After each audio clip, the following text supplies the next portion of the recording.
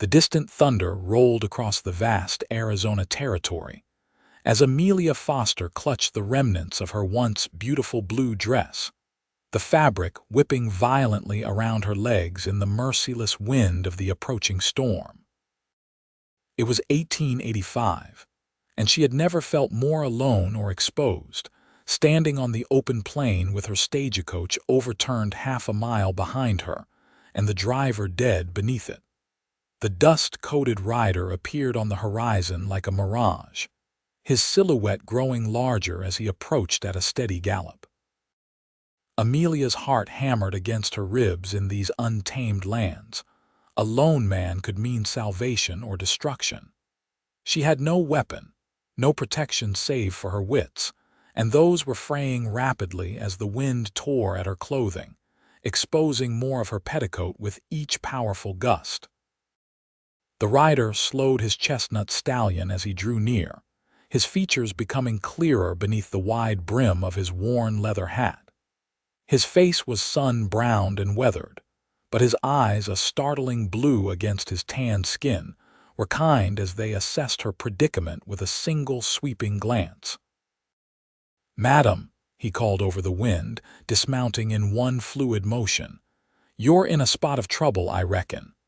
Amelia tried to maintain some dignity as another violent gust tore the fabric of her dress further up the side seam. The stagecoach overturned. The driver, he didn't survive. The cowboy's gaze flicked to the horizon where dark clouds were building, then back to her torn dress and the way she struggled to hold the fabric together. Without hesitation, he removed his hat, revealing thick dark hair the color of rich coffee, and stepped closer, extending it toward her middle. "Use this to cover yourself, madam," he said, his voice gentle but firm. "Storm's coming fast and we need to find shelter." Grateful, Amelia took the hat with trembling fingers and used it to shield her exposed undergarments. "Thank you, Mr. Remington Forrester." He bowed his head slightly. "And I give you my word, Miss Foster." "Amelia Foster," she replied, clutching the hat to her torn dress. Something flickered in his eyes, recognition, perhaps, or simply coincidence at their similar surnames. Then his expression hardened with resolve. "Miss Foster, I vow to protect you until you're safely delivered to wherever you're headed. You have my word as a man of the West." He glanced at the darkening sky. "But first, we need to outrun this storm. My cabin's about 3 miles east of here. Can you ride?" Amelia nodded, although horseback riding had never been her forte in Boston society. If necessary, yes. Remington moved to his horse, adjusting the stirrups before turning back to her. "I'll help you up first, then ride behind you. It'll be faster that way." As he approached, Amelia noticed the gun belt at his hip and the way his eyes constantly scanned their surroundings. This was a man accustomed to danger, to the harsh realities of frontier life. Yet there was something in his manner, a gentleness, perhaps, that calmed her racing heart. He lifted her onto the saddle with strong, capable hands, then swung up behind her in one smooth motion. His chest pressed against her back, solid and warm, as he reached around her to take the reins. "Hold tight to the pommel," he instructed, his breath stirring the loose strands of hair near her ear. "And lean back if you need to. I won't let you fall." As the first fat raindrops began to fall, Remington urged the horse into a gallop, and Amelia found herself leaning into his strength, grateful for the steady heartbeat she could feel against her back. The storm chased them across the open prairie, lightning flashing in brilliant forks that illuminated the rugged landscape in stark relief. They reached Remington's cabin just as the heavens truly opened, rain cascading down in sheets that reduced visibility to mere feet. He dismounted quickly, lifted Amelia down with ease, and hurried her toward the simple wooden structure while the wind howled around them. Inside, the cabin was spare but tidy, a testament to a man who lived alone but took pride in his surroundings. A stone fireplace dominated one wall, and Remington moved to it immediately, striking a match to the kindling already laid there. "You're soaked through," he observed, concern evident in his voice. "I have some spare clothing you can change into.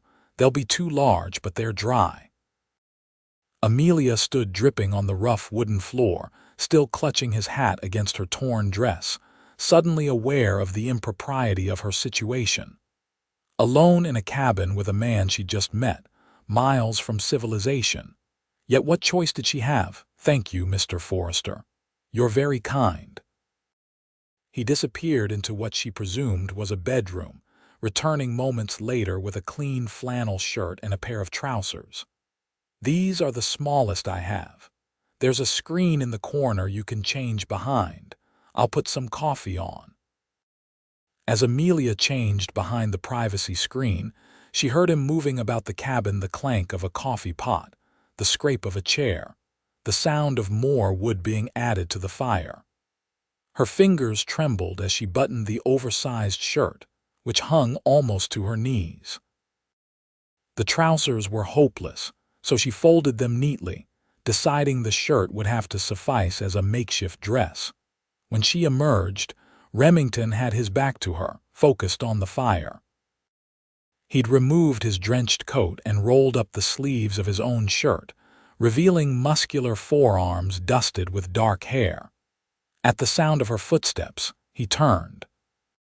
Something changed in his expression as he took in the sight of her in his clothing, her wet hair coming loose from its pins, curling around her face in the warmth of the cabin. He cleared his throat. "The coffee will be ready soon. Come, sit by the fire and warm yourself." Amelia approached, grateful for the heat emanating from the crackling flames. "I don't know how to thank you, Mr. Forrester, if you hadn't come along when you did." "No need for thanks," he replied, pouring her a cup of coffee when it was ready. "Anyone would have done the same." But they both knew that wasn't true. The West was as cruel as it was beautiful, populated by men who saw a lone woman as opportunity rather than responsibility. "May I ask where you were headed?" Remington inquired, settling into a chair opposite her, giving her space despite the cabin's confines. "Silver Creek," Amelia replied, wrapping her fingers around the warm mug. "My uncle lives there. After my parents died of influenza last winter, I had nowhere else to go." Remington's eyes softened with understanding. "Silver Creek is still a good 30 miles from here. The storms likely washed out parts of the trail. We won't be able to travel until it passes and the ground firms up." Amelia bit her lip, considering the implications. "How long might that be?" "A day, maybe 2. He met her gaze directly. "I know it's not proper, Miss Foster, but I give you my word as a gentleman that you'll be safe here."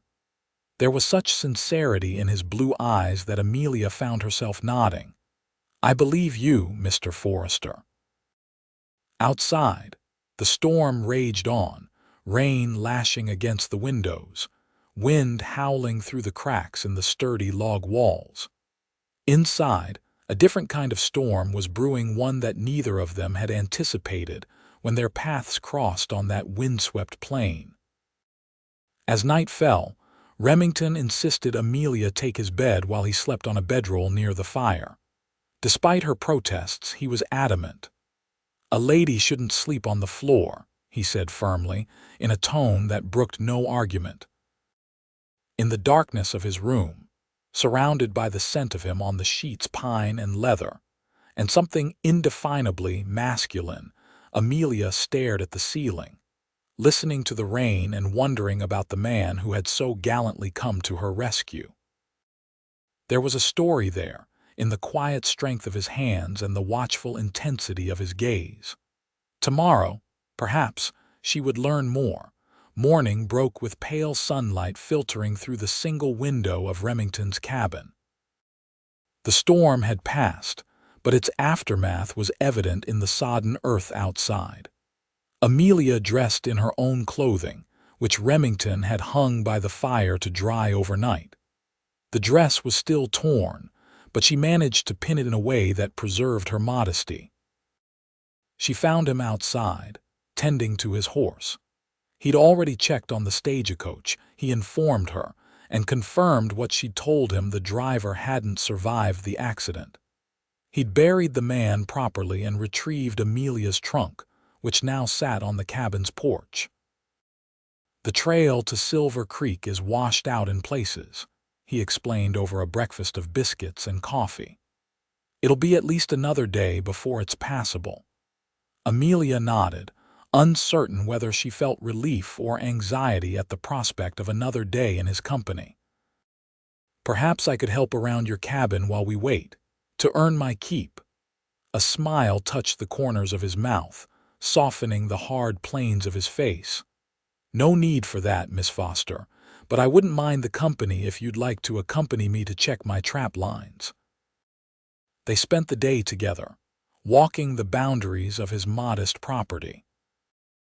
Remington spoke little of himself, but Amelia gleaned bits and pieces of his history. He'd come west after the war between the states, had worked as a scout for the cavalry, before settling on this patch of land 3 years ago.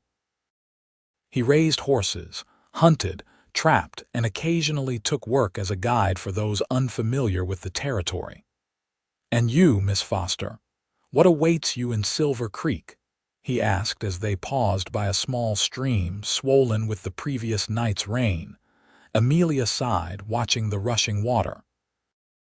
"My uncle owns the general store there. He's offered me a position as his bookkeeper. It's not what I'd dreamed for my life, but beggars can't be choosers, can they?" "What did you dream of?" Remington asked, his voice gentle. She smiled wistfully. "Teaching, perhaps, or writing. Something that would allow me to use my education." She'd been fortunate her father had believed in educating daughters as well as sons. "Silver Creek has a school," Remington offered. "Small but growing. They might be in need of a teacher." Hope flickered within her. "Do you think so?" He nodded, a strange expression crossing his face. "I ride into town every few weeks for supplies. I could inquire for you if you'd like." The offer surprised her. "That would be very kind, Mr. Forrester." As they returned to the cabin, Amelia became increasingly aware of Remington's presence beside her, the breadth of his shoulders, the careful way he offered his hand when the path grew steep or slippery. There was something compelling about this quiet, capable man who had taken his role as her protector so seriously. That evening, as they sat before the fire, Amelia found the courage to ask about the photograph she'd noticed on his shelf, a pretty young woman with dark hair and a solemn expression. Remington's face tightened momentarily before he answered. "My sister, Rebecca. She died of typhoid 5 years ago." "I'm sorry," Amelia said softly. "Do you have other family?" He shook his head. "None living. You, just my uncle now." "We've never been close. He and my father quarreled years ago, but he was kind enough to offer me a place when he learned of my parents' passing." A comfortable silence fell between them, broken only by the crackle of the fire and the occasional hoot of an owl outside. There was something peaceful about sitting there with him, Amelia realized. No need for constant conversation or the social niceties that had governed her life in Boston. The next morning dawned clear and bright. Remington announced that the trail would likely be passable by midday. Amelia felt a curious mixture of relief and regret at the news. Their time together had been brief but significant. He had saved not just her modesty, but quite possibly her life. As she repacked her trunk, Remington appeared in the doorway of the bedroom, holding something in his hands. "I thought you might need this," he said, extending a neatly folded bundle toward her. "It's not fancy, but it'll cover the tear in your dress for the journey." Amelia unfolded the fabric to find a simple shawl, hand-woven in shades of blue and gray. "It's beautiful," she murmured, running her fingers over the soft wool. "But I couldn't possibly—" "Please," he interrupted. "It was my sister's. She'd want someone to use it." Touched by the gesture, Amelia draped the shawl around her shoulders. "Thank you, Mr. Forrester, for everything." His eyes lingered on her face. "Remington," he said quietly. "My friends call me Remington. Then I hope I may count myself among them. Remington." The journey to Silver Creek took most of the afternoon. True to his word, Remington rode beside the horse he'd saddled for her, vigilant for any sign of danger. They spoke little, each lost in their own thoughts, but the silence between them was comfortable rather than strained. As the small frontier town came into view, a dusty main street lined with wooden buildings, the church steeple rising above them, Amelia felt a pang of something like loss. Their time together was coming to an end, and soon she would be just another memory for this taciturn cowboy who had shown her such kindness. "Which one is your uncle's store?" Remington asked as they rode down the main street, drawing curious glances from the townspeople. "Franklin's General Merchandise," Amelia replied, spotting the painted sign ahead. "That must be it there." They halted before a two-story building with a wide porch.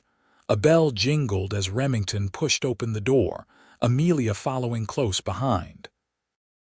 A thin, balding man with spectacles perched on his nose looked up from behind a counter. "Uncle Franklin," Amelia ventured. Recognition dawned slowly on the man's face.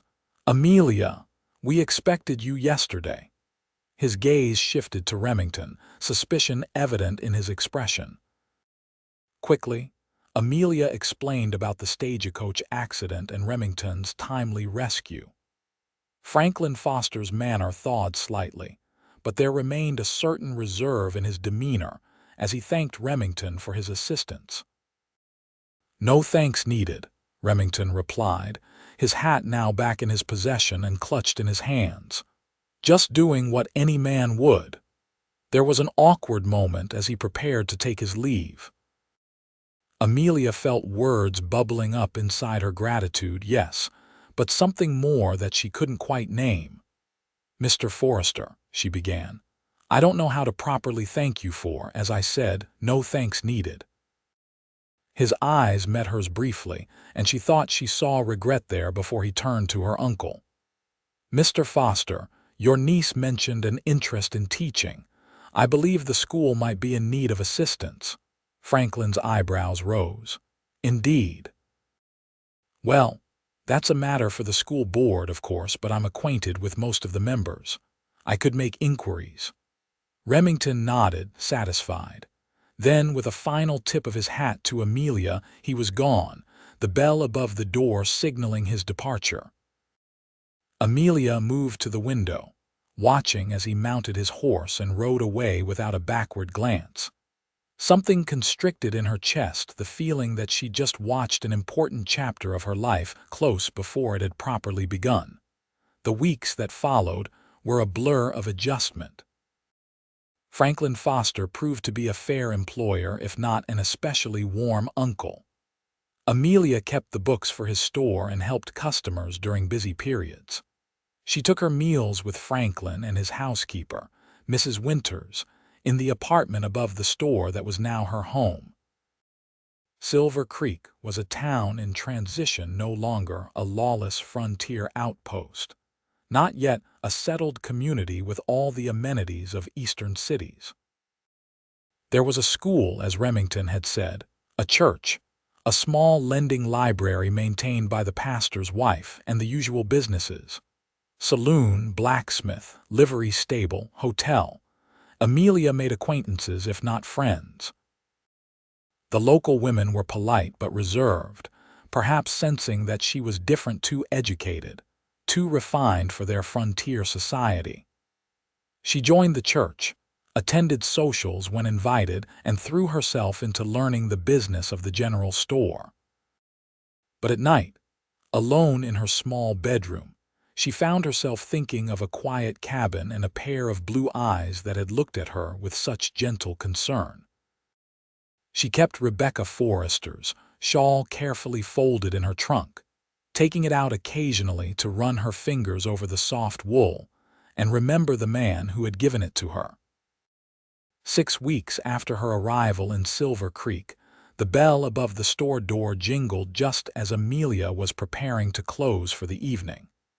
She looked up, a polite refusal ready on her lips, and found herself staring into the face that had haunted her dreams. "Mr. Forrester," she breathed, her hand flying to her throat in surprise. He stood just inside the doorway, hat in hand, looking both familiar and somehow different. He'd shaved his beard, she realized, leaving only a neatly trimmed mustache that accentuated the firm line of his jaw. "Miss Foster," he acknowledged with a slight nod. "I hope I'm not intruding." "Not at all," she assured him, suddenly aware of her plain work dress and the way her hair had begun to escape its pins after a long day.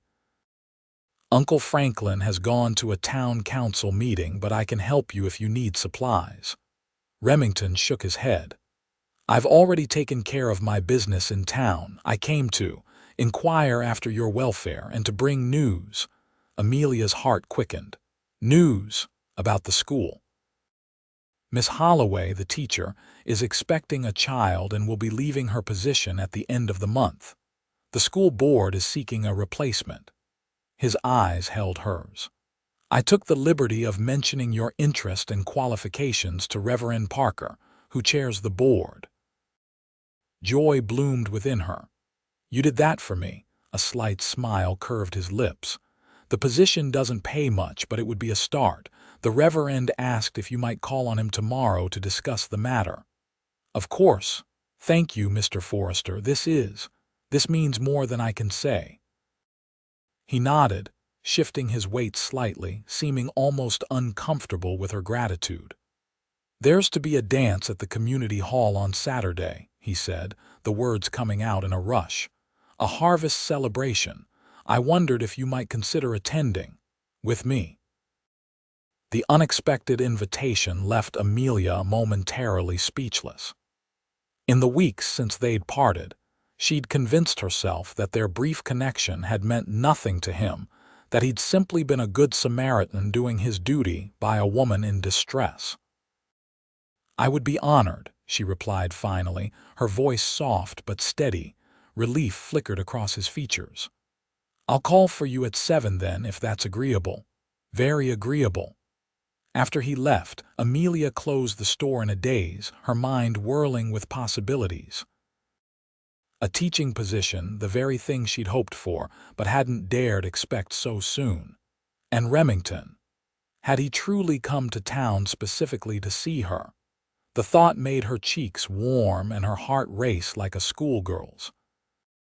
That night, she wrote in her journal for the first time since arriving in Silver Creek. "Today, hope returned to my life in the form of a cowboy with kind eyes who hasn't forgotten me after all." Saturday arrived with painful slowness. Amelia had visited Reverend Parker as suggested, and found him receptive to her application for the teaching position. A formal interview with the school board would follow next week, but the Reverend seemed confident of a positive outcome. "Mr. Forrester spoke highly of your education and character," he told her, eyes twinkling. "And he's not a man given to exaggeration."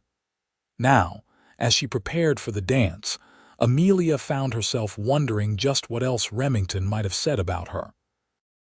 The thought that he'd been thinking of her, perhaps even speaking of her to others, sent a pleasant shiver down her spine. She chose her best dress for the evening, a deep green silk that she'd brought from Boston, hoping it wasn't too formal for a frontier celebration. Mrs. Winters helped her arrange her hair, commenting that it was nice to see her making an effort for once. "That Forrester's a catch," the housekeeper observed, securing a final pin. "Keeps to himself mostly, but honest as the day is long. Owns a tidy piece of land, and those horses of his fetch good prices. You could do worse, Miss Amelia." Amelia blushed at the implication. "It's just a dance, Mrs. Winters." The older woman made a noncommittal sound. "Men like him don't ask women to dances on a whim." He's been riding into town every week since you arrived, always finding some reason to pass by the store. This was news to Amelia. Had he truly been keeping watch over her all this time? At precisely 7 o'clock, a knock came at the store's side entrance. Amelia opened it to find Remington standing there in what was clearly his best outfit, a clean white shirt under a dark vest, new-looking trousers, and boots polished to a shine. He'd even trimmed his hair. "Miss Foster," he greeted her, his eyes widening slightly as he took in her appearance.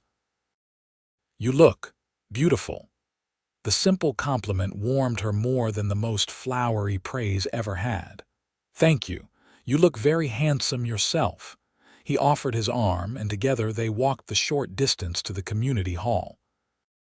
The building was festooned with autumn decorations, dried corn husks, pumpkins, and colorful leaves adorning the walls and tables. A small band was setting up in one corner, and already the room was filling with townsfolk in their finest attire. Amelia felt the curious stares as they entered, heard the whispers behind raised hands. Clearly, Remington Forrester escorting the newcomer from Boston was cause for speculation. "Would you care for some punch?" he asked, seemingly oblivious to the attention they were drawing. "Yes, please." As he moved toward the refreshment table, a young woman approximately Amelia's age approached, her expression friendly. "You must be Miss Foster," she said, extending her hand. "I'm Sarah Mitchell. My husband's the blacksmith.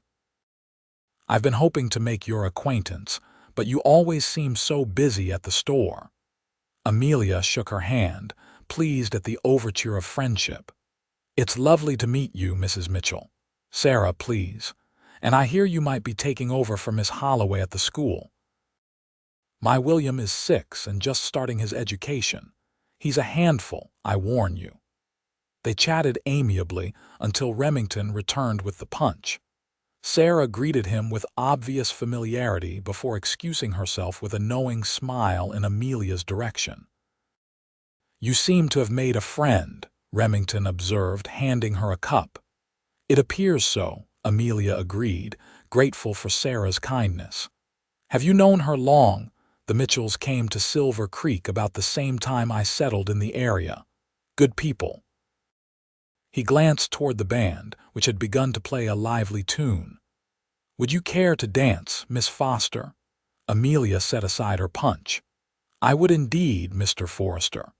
His hand was warm and steady as it settled at her waist, his other clasping hers as they joined the other couples on the floor. Remington proved to be a surprisingly graceful dancer for a man who spent most of his time on horseback. "You dance very well," she commented as they circled the floor. A hint of color touched his cheeks. "My mother insisted on lessons, even though we lived in a small town in Kentucky. She had aspirations for my sister and me." "Tell me about your family," Amelia encouraged, eager to learn more about his past. As they danced, Remington spoke of his childhood on a modest horse farm, of a father who'd taught him to track and hunt, of a mother who'd insisted on education and proper manners despite their rural setting, of Rebecca, 4 years his junior, who'd followed him west after their parents died, only to succumb to illness herself. "I came here seeking a fresh start," he admitted as the music slowed and they moved closer together. "After the war, after losing so much, I needed open spaces and honest work." "And have you found peace here?" Amelia asked softly. His blue eyes held hers, serious and searching. "I thought I had, until a woman in a torn dress made me realize how lonely I've been." The candid admission stole Amelia's breath. Before she could respond, the music ended, and they were swept into conversation with other townspeople. Throughout the evening, however, Remington remained close to her side, introducing her to those she hadn't yet met, his hand occasionally coming to rest lightly at the small of her back in a gesture that felt both protective and possessive.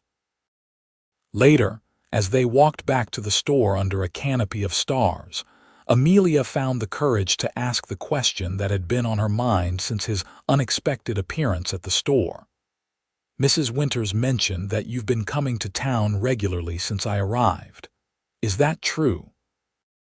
Remington was silent for a moment before answering. "Yes.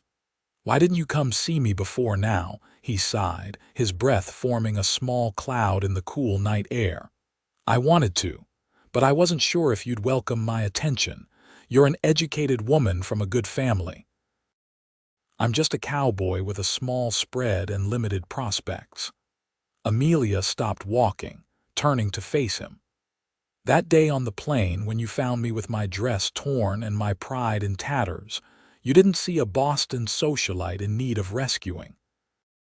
You saw a woman in distress and offered your protection without hesitation or expectation of reward. That speaks more to your character than any amount of money or social standing ever could." In the silvery moonlight, she saw surprise and something like hope dawn in his eyes. Slowly, giving her every opportunity to step away, he reached out to touch her cheek. "Amelia," he said, her name a whisper on his lips, "may I call on you properly? Court you as you deserve to be courted." Her heart soared at the formal request. "Yes, Remington, I would like that very much." He smiled then, a full, genuine smile that transformed his serious face and made him look years younger. Gently, he took her hand and brought it to his lips, pressing a kiss to her knuckles that sent warmth spiraling through her despite the autumn chill. "Until tomorrow, then," he promised, reluctantly releasing her hand as they reached the store's entrance. "Until tomorrow," she echoed, knowing that she would count the hours until she saw him again. In the days that followed, Silver Creek buzzed with the news of Remington Forrester's courtship of the newcomer from Boston. Some approved, others questioned the suitability of the match, but Amelia found herself too happy to care about gossip. True to his word, Remington called on her the very next day, bringing a small bouquet of late-blooming wildflowers. They took a proper Sunday walk after church, chatting easily about books they'd read, places they'd seen, dreams they still harbored. The school board approved her appointment as the new teacher, and Amelia threw herself into preparation for her new role. Remington helped, bringing her books from his own modest library and building shelves for her classroom when she mentioned needing more storage. Their courtship progressed with a sweet steadiness that belied its unconventional beginning. Each day, Amelia discovered something new to admire about this quiet, thoughtful man: his integrity, his gentle humor that emerged more frequently as they grew comfortable with each other, his unwavering reliability. Franklin Foster watched their blossoming relationship with cautious approval. "Forrester's respected hereabouts," he told Amelia one evening. "Not wealthy, but he'll provide a decent living, and he clearly thinks the world of you." 2 months after the harvest dance, with winter tightening its grip on the territory, Remington invited Amelia to dinner at the town's small hotel restaurant, a special occasion, he'd said, worth celebrating.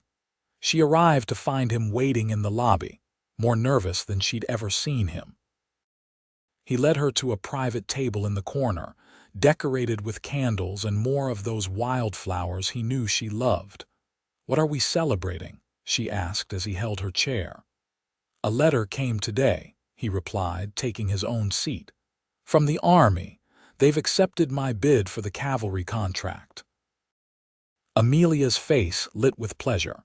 She knew how much this meant to him. The Army's purchase of his horses would provide financial security and recognition for his careful breeding program. "Remington, that's wonderful news. I'm so proud of you."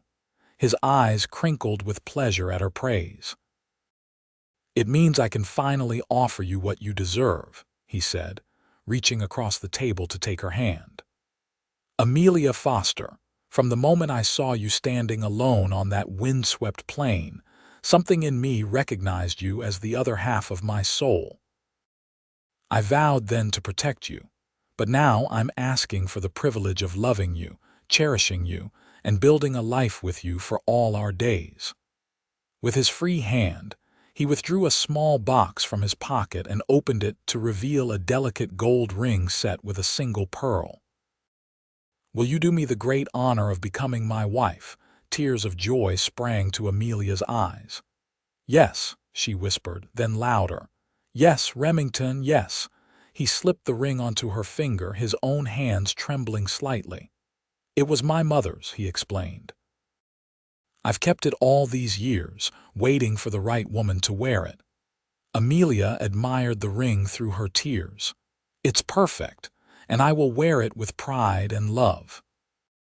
They were married on Christmas Eve in Silver Creek's small church, with Franklin giving the bride away and the entire town in attendance.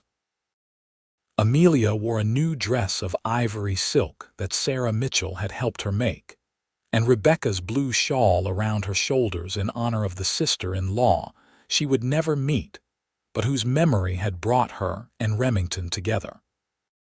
After a brief honeymoon at a hot springs resort 2 towns over, they returned to Remington's cabin, now improved with new curtains, a larger bed, and bookshelves for Amelia's growing collection. The school was within riding distance, allowing her to continue teaching while helping Remington with his expanding horse business. Their first year of marriage brought challenges: a harsh winter, a difficult foaling season, the adjustment of 2 independent people learning to share a life. But it also brought deep joy as they built their future together, day by day, moment by moment. Spring arrived with renewed promise. Amelia stood on the porch of their cabin, watching as Remington worked with a young colt in the corral, his movements sure and patient. The morning sickness that had plagued her for weeks had finally subsided, and she rested a hand on her still flat stomach, imagining the child that would join their family come autumn. She hadn't told him, yet wanted to be certain before sharing news that would change their lives forever. But watching him now, his gentleness evident even with the spirited young horse, she knew he would be an exceptional father.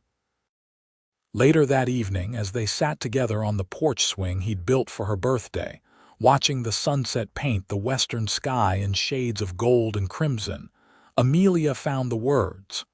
"Remington," she said softly, taking his hand and placing it over her midsection. "I have something to tell you."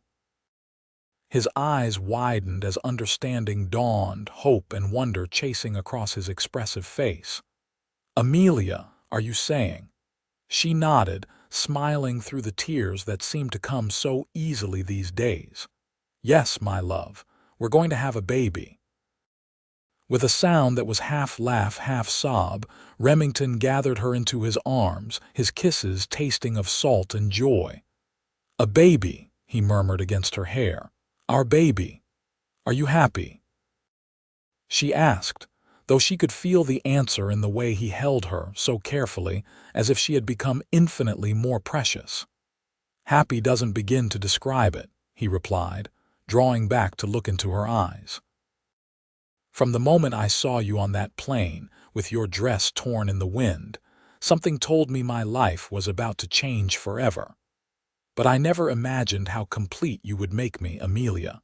You are the greatest blessing of my life." She reached up to touch his beloved face, tracing the lines that laughter and sun had etched around his eyes. "And you are mine, my rescuer, my protector, my love." Their baby daughter arrived on a clear September morning, with Sarah Mitchell serving as midwife and Remington pacing the porch until the infant's first cry sent him rushing inside. They named her Rebecca Grace, honoring the past while celebrating their future.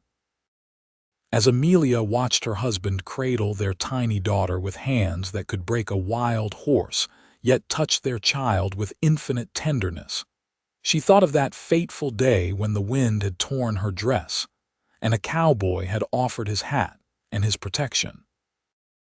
How could she have known then that his simple act of kindness would lead to this, a love deeper and richer than any she could have imagined, a family of her own, a life filled with purpose and joy? The years rolled by, each season bringing new challenges and blessings. Remington's horse breeding business prospered, and Amelia eventually opened a small school right on their property, teaching not only their own growing family, but the children of neighboring ranchers as well. Rebecca was joined by a brother, Franklin James, 2 years later, and finally by another sister, Elizabeth, when Rebecca was 6. Their home expanded along with their family additional rooms, a larger kitchen, even a proper library where Amelia could indulge her love of books and writing. Through it all, through hardships and celebrations, through arguments and reconciliations, through the everyday magic of building a life together, the love between Remington and Amelia only deepened. He remained her protector, her champion, the solid center of her world. She remained his inspiration, his joy, the woman who had brought light back into his life when he thought himself destined for solitude. On their 20th wedding anniversary, as they sat together on that same porch swing, now weathered by years of use, watching their children tending to chores in the yard, Remington took Amelia's hand, his thumb brushing over the gold band that had never left her finger. "You ever regret it?" he asked quietly. "Coming west, marrying a simple horse breeder instead of some fancy Boston gentleman?" Amelia turned to him, taking in the face she loved beyond reason, older now, lined by weather and responsibility, but still the most handsome man she'd ever known. His hair had begun to silver at the temples, but his blue eyes remained as kind and clear as the day they'd first met. "Never," she said firmly. "Not for a single moment. You are the great adventure of my life, Remington Forrester, the great love of my life." He smiled, the special smile he reserved only for her, and leaned forward to kiss her with the same tenderness he'd shown that first time outside the community hall so many years ago. "And you, Amelia Foster Forrester, are mine. From the moment I saw you standing there, trying so bravely to hold together your torn dress in that merciless wind, I knew you were a woman worth protecting. What I didn't know was that in saving you, I was also saving myself." As the sun set on their 20th year together, painting the land in gold just as it had on that long-ago day when fate had brought them together, Amelia rested her head on her husband's shoulder, content in the knowledge that sometimes the greatest love stories begin with a torn dress, a borrowed hat, and a vow of protection that becomes a lifetime of devotion.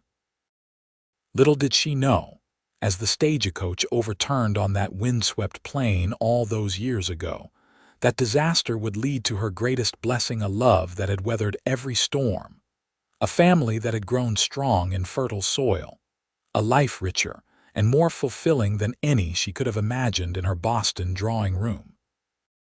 And Remington, watching his wife's face in the fading light, marveled at the twist of fate that had placed him on that particular trail at that particular moment, allowing him to be the one to offer his hat and his protection to the remarkable woman who had become the heart of his existence. Together, they had built something beautiful from that chance encounter, a legacy of love that would endure long after they were gone, living on in their children and their children's children, a testament to the power of one selfless act on a windy afternoon in the vast Arizona territory of 1885. As night fell and the first stars appeared in the velvet sky above their home, Remington and Amelia Forrester remained on their porch swing, hands intertwined, hearts beating in the same steady rhythm they had found together so many years before when her dress was torn in the wind, and a cowboy took off his hat to cover her and vowed to protect her for all the days of his life.